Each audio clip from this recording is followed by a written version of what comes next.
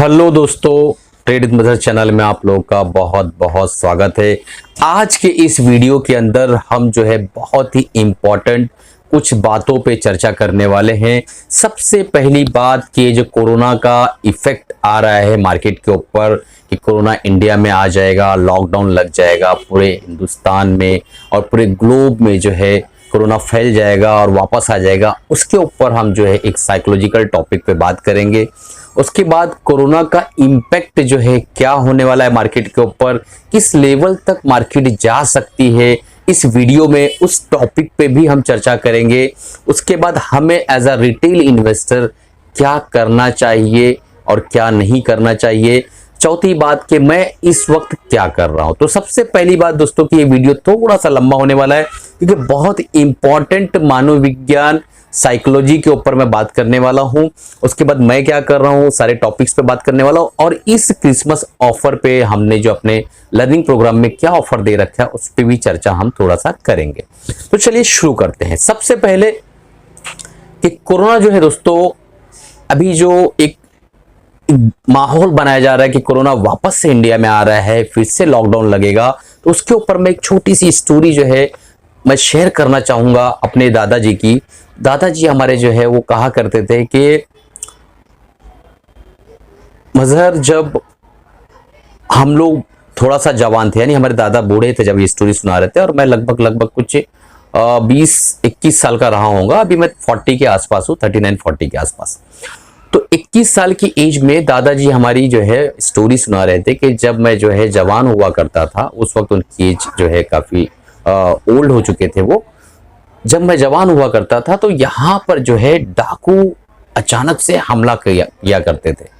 तो जब first time उनके होश और हवास में, जब वो जवान थे, जब पहली बार उनके होश में हमला हुआ तो पूरा गांव, आप लोगों को पता है कि डकैत का माहौल था, डाकुओं का माहौल था। तो पहली बार जब हमला हुआ तो किसी को कुछ पता नहीं था कि क्या किया जाए। सबने अपना अपना दरवाजा बंद कर दिया। डाकू आए, अनाउंसमेंट किए, डराए धमकाए और जिसका घर चाहिए मर्जी किया उन्होंने तोड़े और उनको मार पीट के जो है पूरा के पूरा गोल्ड सोना जो भी उनके पास था वो चोरी करके लेके चले जाते थे। धीरे धीरे क्या हुआ, जब ये इवेंट रिपीट होने लगा, उन्होंने कहा कि जब ये वापस बार बार जब आने लगे तो एक दो बार तो हमें समझ में नहीं आया कि क्या करना है, लेकिन जब एक बार, दो बार, तीन बार जब ये आकर गए तो हमें समझ में ये आया कि इनका जो ये रूट मैप है, ये इस रूट से आते हैं, फला फला ठिकाने पे शायद इनका अड्डा होगा, वहां से वो चलते हैं, इस रूट मैप से आते हैं और इस तरीके से जो है ये इनका एक बिहेवियर है कि आते हैं, सबसे पहले डराते हैं, एक आध बार जो है बंदूक चलाएंगे, सारी चीजें हैं, फायर करेंगे हवा में और फिर जो है बात करेंगे और डराएंगे धमकाएंगे, लोग डर जाएंगे, फिर जिसको लूटना है उसको लूट के वो लोग चले जाते हैं। तो इस तरीके से उनका एक बिहेवियर उन्होंने जो है गांव वालों ने मिलके, मुखिया और सरपंच ने मिलके जो है डिसाइड किया कि इस तरीके से इनका बिहेवियर है। तो उन्होंने जो है उसका एक इलाज निकाला। अब वो इलाज क्या है वो बड़ा इंपॉर्टेंट है दोस्तों और स्टोरी जो है बहुत बेहतरीन है। अब आप सोच रहे हैं कि सर ये स्टोरी आपके गांव की डाकुओं की स्टोरी हमारे मार्केट से क्या ताल्लुक रखती है? बहुत गहरा ताल्लुक है दोस्तों। मैं आपको बताऊंगा कि स्टोरी किस तरीके से वहां पे जाके अपने स्टॉक मार्केट में कोरिलेट होने वाली है। तो अब जो है जब ये चौथी बार जब ये डाकू आए तो आने के बाद जब आने वाले थे तो गांव वालों को संकेत मिल गया, क्योंकि गांव वालों ने क्या किया था कि भाई इन्होंने जो है ना कुछ खबरी रखे थे, कुछ जासूस बना रखे थे अलग अलग गांव में। तो जब वो गांव से चले कि भाई फलाने गांव ढूंढना है हमको, जो है इस बार लूटना है, मान लो वो गांव का नाम है XYZ, कोई भी गांव XYZ पकड़ लीजिए, वहां लूटना है, वो मेरे दादा का गांव है, ठीक है। तो वहां लूटने के लिए जब ये निकले तो एक एक गांव से इनको खबर पहुंचने लगी कि ये लोग जा रहे हैं, ठीक है, क्योंकि रास्ते में जो है जासूस लगे रहते थे कि भाई पहुंचा दो खबर कहां जा रहे हैं, ठीक है। तो एक पहला पैटर्न। दूसरा पैटर्न कि ये लोगों ने क्या रखा था कि लाठियां बना रखी थी, मोटी मोटी लाठियां, भाले, उस जमाने में भाले चला करते थे, लोहे का ऐसा एक त्रिशूलनुमा रहता था और आगे जो है चोंच उसकी बारीक रहती थी, उसको भाला कहा जाता था। जो लोग ओल्ड एज के होंगे इस वीडियो में कोरिलेट कर पा रहे होंगे, नीचे कमेंट्स में बताइएगा।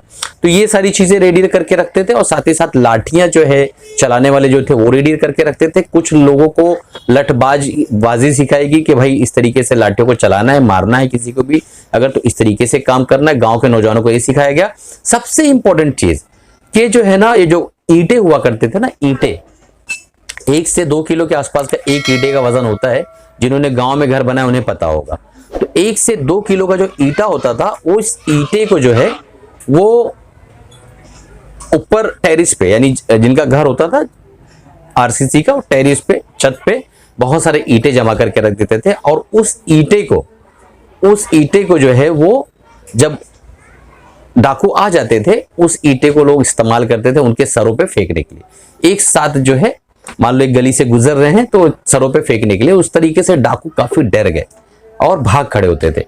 तो इन्होंने एक इलाज निकाला। अब क्या हो गया कि गांव में जो डर का माहौल था वो धीरे धीरे कम होने लगा। सारे लोग जो है लठबाज जो है हो गए, काफी लोगों ने त्रिशूल चलाना सीख लिया, कुछ लोगों ने लाठी चलाना सीख लिया, कुछ लोगों ने भाला चलाना सीख लिया, कुछ लोगों ने पथराव करना सीख लिया। तो सारे लोग जो है योद्धा बन गए, और उसके बाद जो है अब गांव में आजकल तो डाकू आते ही नहीं, आपको पता ही है। तो इस तरीके से उन्होंने का सामना किया। अब इसका कोरोना से क्या रिलेशन है? देखिए दोस्तों, कोरोना जब आया पहली बार तो किसी को कुछ पता नहीं था, एकदम फ्रेश और नया इवेंट था, किसी को मालूम ही नहीं था कि करना क्या है, किस तरीके से हमें इसके अंदर काम करना है कि कोरोना से हम निपट सके। पहली वेव आई, दूसरी वेव उससे भी खतरनाक आई, बट तब तक के काफी कुछ पता चल चुका था। तो दूसरी वेव खतरनाक होने के बाद भी उतना ज्यादा इंपैक्ट नहीं कर पाई। जिनको हुआ मौत ज्यादा हुई, डेड ज्यादा हुए, लोग शहीद ज्यादा हुए, बट उतना ज्यादा इंपैक्ट जो है नहीं हो पाया। कारोबार चलता रहा, लोग चलते फिरते रहे, इतना ज्यादा लंबा जो है लॉकडाउन भी नहीं चला। तीसरी वेव आई, पता तक नहीं चली। अब ये जो वेव्स आने वाली है इसके टाइम पर सारी गवर्नमेंट्स रेडी है, उनको पता है क्या क्या करना है। ठीक है कि भाई कहां पे हमको इकोनॉमी को ब्लॉक करना है, कहां इकोनॉमी को ब्लॉक नहीं करना है। इकोनॉमिक ब्लॉक होती तो पैसा जैसा लास्ट टाइम प्रिंट करना वैसा प्रिंट करना पड़ेगा, रेडी है सब। मेंटली सारी चीजें रेडी हैं, टेक्निकली सारी चीजें रेडी हैं, सारे हॉस्पिटल रेडी हैं, सारे डॉक्टर्स रेडी हैं, इवन सारे के सारे जो है जनता रेडी है कि भाई अगर आएगा मास्क खरीदेंगे, सैनिटाइजर खरीदेंगे, घर से बाहर नहीं निकलेंगे, बस स्टॉप पे, रेलवे पे हमें जाना भी हुआ तो मास्क पहन के जाएंगे, डिस्टेंशन, सब चीज सबको पता है। मतलब जिनको भाला लेना उनको पता है, लठबाज को लठ पता है, और जो है जितने लोग ईंट लेना उनको ईंट पता है, जिनको पथराव करना पथराव पता है, सारी चीजें लोगों को पता है, हर एक तैयार है। अब ये डकैत अगर आता है तो आप बताओ ये क्या कितना इंपैक्ट डाल पाएगा, पहली चीज। दूसरी चीज दोस्तों कि जिनका कारोबार ही मार्केट के अंदर है, मान लो मैं हूं या आप हो, हमको सिर्फ मार्केट के अंदर ही काम करना आता है और कुछ आता नहीं है, और मेरा एक मान लो एक हाइपोथेटिकल बता रहा हूं, उतना हो जाता तो बहुत अच्छी बात है। मेरे पास एक 10,000 करोड़ का अमाउंट है, एग्जांपल दे रहा हूं। उस 10,000 करोड़ को मैं मार्केट में डाल के रखता हूं, मैं कमाता हूं, उससे 2 पैसे कमाता हूं, घर की दाल रोटी चलते रहती है। अब सवाल ये पैदा होता है कि अगर मार्केट के अंदर गिरावट आएगी तो मैं 10,000 करोड़ में से कितना माल निकाल लूंगा कि मैं कुछ जो है भाग जाऊंगा, क्योंकि मेरे पास तो इसकी लेके है, Nifty, bank Nifty, global markets, और कुछ तो आता नहीं है मुझे। एग्जांपल दे रहा हूं। अब मैं अगर पूरा पैसा खाली करके भाग खड़ा हुआ तो क्या मैं इस जॉब को छोड़ रहा हूं, अब मैं दोबारा मार्केट में काम नहीं करने वाला हूं? पहला सवाल। दूसरा सवाल कि अगर मैं इस जॉब को नहीं छोड़ रहा हूं तो मैं कितना प्रॉफिट बुक करूंगा? यार 200 करोड़, 300 करोड़, 100 करोड़, 500 करोड़, बाकी तो मुझे मार्केट में रखना है ना। मैं कौन सा भाग के अपने गांव जाके खेती करने वाला हूं? मुझे आता ही यही है, मैं करूंगा यही। अब इसको थोड़ा अलग अंदाज में समझो। एफआईज और डीआईज, एफआईज और डीआईज जो है उनका कारोबार है यार, अभी से नहीं है, कई सालों से, कई डिकेड से यही कारोबार करते हैं वो। अब एक बात बताओ, वो कितना पैसा निकाल के भाग जाएंगे कि मार्केट एकदम ध्वस्त हो जाएगी, गिर जाएगी। ठीक है, मार्केट के ऊपर मैं एक और बात बताना चाहूंगा। मार्केट का इस वक्त जो पी है 21.79 है, कल का पी निफ्टी का। अब बताओ, मार्केट एक ग्रीन जोन में, स्लाइटली ग्रीन जोन में चल रही है, ओवर बाउट नहीं है, बहुत ज्यादा ओवर सोल्ड भी नहीं है, यानी बहुत ज्यादा जो है गिरने की संभावना बहुत कम है। जब पिछली बार मार्केट गिरी थी कोरोना में, तब मार्केट उस वक्त 27, 28, 29 इस तरीके से चल रही थी और काफी ओवर वैल्यूड थी, ओवर हीटेड थी, वहां मार्केट करेक्ट हुई थी। पिछली बार जो मार्केट अपने पोर्टफोलियो में झांक के देखो, आज के आज झांक के देखो कि पिछली बार जो मार्केट के लेवल्स थे 12,300 समथिंग थे, 2020 जनवरी का महीना, आप जाके चार्ट में देख लीजिएगा। वहां से मार्केट आज जो खड़ी है सिर्फ 44% ऊपर है। एक लॉन्ग टर्म इन्वेस्टर को सिर्फ 3 सालों में 14 से 15% का एवरेज रिटर्न मिला है निफ्टी से। आप समझ बात आ रही है आपको? तो निफ्टी बिल्कुल जिस तरीके से चलना चाहिए उतना ही चली है। बहुत ज्यादा जो लोग 17,400 देख रहे हैं, 17,400 में से कितने लोगों ने पकड़ा, नीचे कमेंट बॉक्स में डालिएगा कि 17,500, 17,600, ये 7,400, 7,500, 8,000 पे बाइंग आपने की, कमेंट में डालिएगा अगर हकीकत में की है तो। उस जगह पे बाइंग उन्होंने की है जिन्होंने हिम्मत दिखाई है, उनके अंदर गट्स था और वो इस तरीके के इवेंट्स को जानते थे या इस तरीके के इवेंट्स को प्रिडिक्ट कर सकते हैं कि ये इवेंट कहां पे खत्म होता है, ये सारी चीजों को जान सकते हैं। तो उन्होंने ही जो है हिम्मत दिखाई और उनके पास ही इस वक्त अच्छा बेहतरीन जो है प्रॉफिट में वो बैठे हैं। बाकी जो 12,300 पे डाल के बैठे थे जनवरी 2020 में, उनका आज पोर्टफोलियो देखोगे तो 44% के आसपास का रिटर्न उनको लगभग ऑन एन एवरेज मिला है। तो एक 14 से 15% का सालाना रिटर्न उनको मिला है पिछले 3 सालों के अंदर। तो ये क्या ज्यादा रिटर्न है? नहीं है। तो जब ज्यादा रिटर्न नहीं, इसका मतलब मार्केट बहुत ज्यादा भागी नहीं है। वो जो नीचे का फॉल था, उसका जो ऊपर की उछाल थी, उसको आप भूल जाइए। वो एक सदमा था, उसको आप भूल जाइए। ठीक है, लास्ट कई सालों का इतिहास उठा के देखिए, बड़े बड़े इवेंट्स हैं, मार्केट वापस ऊपर गए। इसका क्या मतलब है? ये एक बिहेवियर है दोस्तों। इसका ये मतलब है कि मार्केट जब जब नीचे जाएगी वापस ऊपर आ जाएगी। जितनी भी इमर्जिंग मार्केट है ना, एक चीज याद रखिएगा, वो नीचे जाएगी फिर वापस ऊपर चली आएगी। चाहे मार्केट हो चाहे इंसान हो, उनको ऊपर जाना ही जाना है और कोई चारा नहीं है उसके पास। हम आप सब ऊपर जाने वाले, मार्केट भी ऊपर जाएगी क्योंकि इमर्जिंग मार्केट को ऊपर जाना ही पड़ता है। 20% गिरेगी 30% ऊपर चले जाएगी, 15% गिरेगी 20% ऊपर चले जाएगी, 50% गिरेगी 100% ऊपर चले जाएगी। आप जाके पुराना बिहेवियर देखिए, आपको आइडिया मिलेगा मैं क्या बोलना चाह रहा हूं। ठीक है, तो इसमें हमें एक साइकोलॉजी पे बहुत बेहतरीन कमाल मिला, रिपीटेशन ऑफ इवेंट्स। यानी जब इवेंट कोई भी रिपीट होता है तो उसका इंपैक्ट कम हो जाता है। समझ में बात आई? पिछली जो बढ़ोतरी स्टार्ट हुई थी जून 2022 में, मार्केट जो 15,183 के आसपास जो है करेक्ट हुआ था और लोगों ने कहा था कि अब तो 12,000 आएगा। एंकरिंग पॉइंट ये बड़े बड़े जो धुरंधर जो यूट्यूबर्स है ना दोस्तों, जिनको आप फॉलो करके बैठे हो, मिलियन सब्सक्राइबर्स आप देते हो, ये चैनल तो अंडररेटेड है, 5,500 सब्सक्राइबर्स है। तो वो जो कह रहे थे ना कुछ दिन पहले, वो गायब है। हम तो भाई आपको ऊपर नीचे सारे तर्क के बेसिस पे डेली सपोर्ट देते हैं कि भाई ऐसा हुआ तो ऐसा होगा, ऐसा हुआ तो ऐसा होगा। हम भागे नहीं, आपके सामने आज भी आगे खड़े हैं, आज भी समझा रहे कि क्या कर सकते हैं हम। जो हमारी अपनी एक सोच है, जो छोटी मोटी पहुंच है, जो हम अपने बारे में जो है मार्केट के बारे में जान सकते हैं, वो सारी चीजें आपको बताने की कोशिश कर रहे हैं। तो 15,183 के आसपास लो बनाया था और उसके बाद 5 महीने के अंदर नवंबर में इसने एक टॉप बनाया 18,887 के आसपास का, 3,000 पॉइंट का गेन हुआ। अब मुझे आप सोच के बताइए दोस्तों कि 3,000 पॉइंट के गेन के बाद क्या मार्केट को यार इतना भी हक नहीं है, या मार्केट में जिसने पैसा लगाया उसको इतना भी हक नहीं है कुछ प्रॉफिट बुकिंग करे, वो भी किसी नेगेटिव इवेंट्स के चलते। यानी एक नेगेटिव इवेंट्स का माहौल बना है और एक आदमी अपना प्रॉफिट लेके भाग रहा है, तो क्या उसको इतना भी हक आप नहीं दोगे यार? आप खुद सोचो ना। उसका हक नहीं है कि 3,000 पॉइंट्स लिया है तो उसमें से 2,200 पॉइंट्स तो घर पे लेके जाए, भाग रहा है, भागने दो ना। खाली आप बाइंग सेलिंग डाटा कैश में जाके देखो ना यार, कुछ भी नहीं हो रहा है, कुछ भी नहीं। 800 पॉइंट, 1000 पॉइंट, 1100 करोड़, 800 करोड़, 700 करोड़ की एफआईएस की सेलिंग बाइंग हो रही, क्या है ये? कुछ भी नहीं है भाई। जब एक्चुअल गिरावट थी ना, तब 8,000 करोड़, 3,000 करोड़, 2,200 करोड़, 5,000 करोड़ इस तरीके की कैश में सेलिंग हो रही थी एफआईएस की तरह। आप जाके डाटा देखिए, आपको पता चलेगा मैं क्या बोलना चाह रहा हूं। तो ये अपने आप में दोस्तों एक साइकोलॉजिकल जो है इंपैक्ट है कि कोरोना का इवेंट ये जो इतनी बार रिपीट हो चुका है, उसका इंपैक्ट जो है ना मार्केट में से धीरे धीरे कम हो गया है। अब मैं बताता हूं कि एकदम डीप करेक्शन होगा तो कहां तक होगा, उसके बाद मैं इस वक्त क्या बाय कर रहा हूं, ये सारी चीजें भी डिस्कस करने वाले। तो सबसे पहले दोस्तों इससे आगे बढ़े, मैं आप लोगों से बोलूंगा अगर चैनल को अभी तक सब्सक्राइब नहीं किया है, सब्सक्राइब कर लीजिए, बेल बटन दबा दीजिए ताकि जब भी नई वीडियो चलो आप लोगों तक पहुंच सके। और अगर आप बेसिक टेक्निकल एनालिसिस का कोर्स करना चाहते हैं ना, तो किसी भी चैनल पे आपको जो है जाने की जरूरत नहीं है, हमारे चैनल पे प्लेलिस्ट मौजूद है। आप जो है बिल्कुल उस पर जाकर फ्री में जो है 38 वीडियोज है उसको आप देख सकते हैं दोस्तों। और जो है उस चैनल पे आप जाके, हमारे चैनल पे प्लेलिस्ट मौजूद है, 38 वीडियोज है, आप जाकर फ्री में देखिए और उसको समझने की कोशिश करिए। ठीक है, पहले जो है मैं अपने पोर्टफोलियो में क्या बाय क्या सेल कर रहा हूं वो जानने से पहले मैं आप लोगों से कहना चाहूंगा कि अगर आपको वाकई डीप लर्निंग लेना है मार्केट को लेकर, और अगर आप सीरियस है और सीखना चाहते हैं कि मार्केट के मानव विज्ञान को सीखना चाहते हैं, मार्केट की साइकोलॉजी को सीखना चाहते हैं, टेक्निक सीखना चाहते हैं, किस तरीके से प्रोफेशनल्स ट्रेड करते हैं, सारी चीजों को अगर आप सीखना चाहते हैं, तो आपको दोस्तों MSM बुल जो हमारा नीचे डिस्क्रिप्शन में लिंक है, आप जाके हमारे ऐप पे देख सकते हैं। 1.5 लाख का प्रोग्राम है। हम सिर्फ और सिर्फ आपको 35,000 रुपीज में ऑफर कर रहे हैं।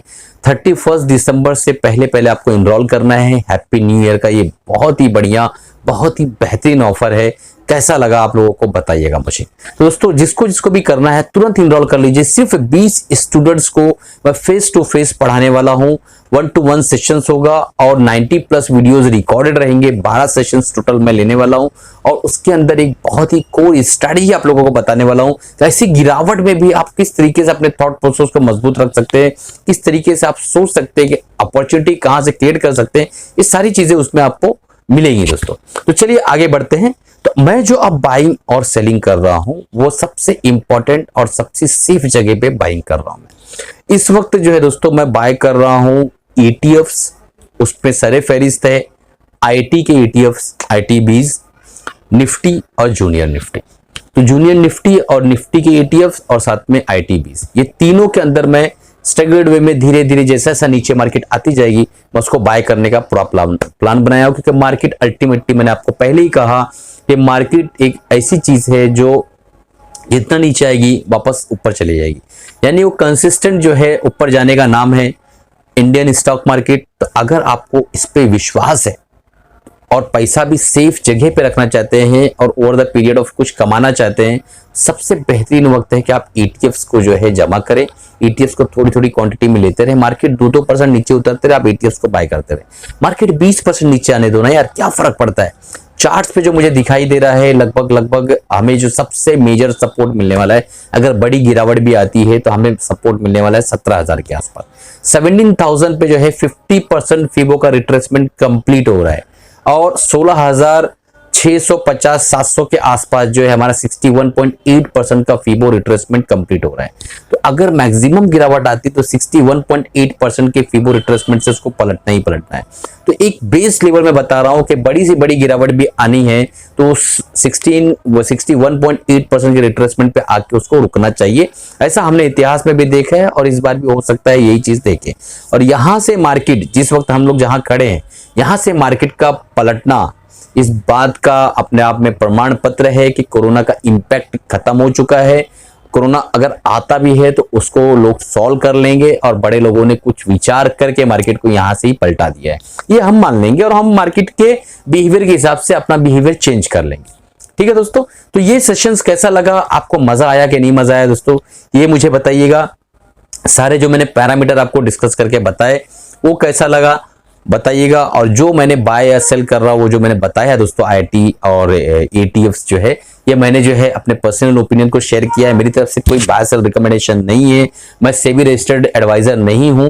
मैं एक आम आदमी हूं जो आप लोगों को अपनी ओपिनियन, अपने शेयरिंग, अपने जो शेयर की ट्रेडिंग की स्टाइल है वो शेयर करता हूं। आपको एजुकेट करने की कोशिश करता हूं और आपको जो है पढ़ाने की कोशिश करता हूं। तो ये जो चैनल का जो उद्देश्य है लर्निंग एजुकेशनल वीडियो बनाना, हम उसी पे जो है अटल रहेंगे। और मेरी तरफ से कोई बाय सेल रिकमेंडेशन नहीं। अगर आपको बाय सेल करना है अपने फाइनेंशियल एडवाइजर राय मशवरा लेने के बाद ही बाय सेल करिएगा। अगर आप हमारे MSM बुलेटिन के लर्निंग प्रोग्राम के स्टूडेंट हैं तो आज के दिन एक बुलेटिन बहुत बेहतरीन आने वाला है, वो बुलेटिन आप जरूर देखिएगा। और दोस्तों MSM बुल जो 1.5 लाख का कोर्स है सिर्फ मात्र 35,000 में हम आपको ऑफर कर रहे हैं। तुरंत इनरोल कर लीजिए। 20 सीट्स है, तेजी से फुल हो जाएगी। लास्ट टाइम भी मैंने ऑफर दिया था, दिवाली का ऑफर, आपको याद होगा। तो 35,000 की जगह पे उस वक्त 30,000 था। मैंने कहा भी था कि ये सबसे बेस प्राइस है, इससे नीचे वापस दोबारा नहीं आएगा। इस बार हमने जो है बहुत सोच विचार के बाद 35,000 का ऑफर आप लोगों के लिए रखा है। बहुत ही बढ़िया ऑफर है, तुरंत इनरोल कर लीजिए। 20 सीट्स फुल होने के बाद आपकी जो एडमिशंस नहीं होंगे दोस्तों। फिर कब ये ऑफर आएगा नहीं आएगा वो बात की बात है, भविष्य की बात है। तुरंत इनरोल कर लीजिए। तो मिलते हैं दोस्तों MSM बुल प्रोग्राम में। तब तक के दोस्तों अलविदा। कमाते रहे, खुश रहे। कल का निफ्टी एनालिसिस करना जो है देखना मत भूलिएगा। संडे के दिन हम निफ्टी एनालिसिस करते हैं और सैटरडे को चार्ट ऑफ द वीक के एनालिसिस करते हैं, जो कि आज हमने पेंडिंग रखा है। कल निफ्टी एनालिसिस आएगी और मार्केट किस तरीके से काम करने वाली है, किस दिशा में जाएगी, तो क्या करना है, सारी चीजें वहां पे डिस्कस करने वाले। चलिए खुश रहिए, कमाते रहिए, अपना और अपनी फैमिली का ख्याल रखिए। चैनल को सब्सक्राइब नहीं किया दोस्तों तो अभी तुरंत सब्सक्राइब कर लीजिए, बेल बटन दबा दीजिए ताकि जब भी नए वीडियोस डालूं आप लोगों तक पहुंच सके और आप उससे फायदा उठा